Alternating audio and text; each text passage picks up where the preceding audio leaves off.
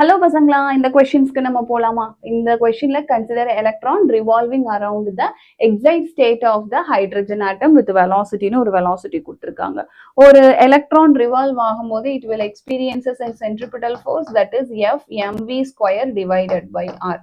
அதுக்கப்புறம் ரெண்டு சார்ஜஸ்க்கு இடையில இருக்கிற ஃபோர்ஸை நம்ம கூலும் ஃபோர்ஸ்னு சொல்லுவோம். So that coulomb force F is equal to 1 divided by 4 pi epsilon naught into q1 q2 divided by r square.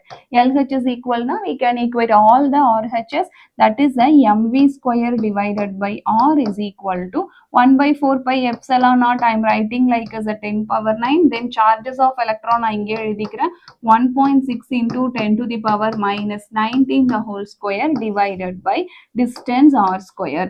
So இங்க r தான் நமக்கு வேணும். So r இங்கனக்குள்ள சிம்பிளா அப்ளை பண்ணிரலாம். 9 into 10 power 9 into 16 into 16 256 ஒரு பாயிண்ட் வைக்கும்போது we will get 2.56 into 10 to the power minus 38 divided by mass of the electron 9.1 into 10 to the power minus 31 and velocity questionல கொடுத்திருக்காங்க. என்னன்னு கொடுத்திருக்காங்கன்னு பாருங்க, root of 25.6 அதை square பண்ணும்போது we will get 25.6 into 10 power எனக்கு 10ன்னு கிடைக்கும்.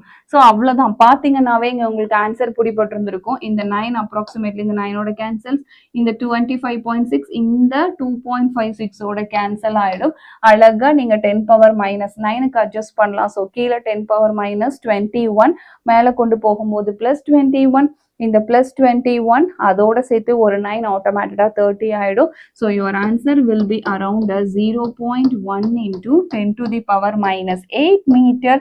இதில் நான் சிம்பிளிஃபை பண்ணனா 1 into 10 power minus 9 metre. So இங்கே எனக்கு என்ன ஆப்ஷன் கிடைக்கும்னு பார்த்தீங்கன்னா I will get the option 2 எனக்கு இங்கே கிடைச்சிருச்சு.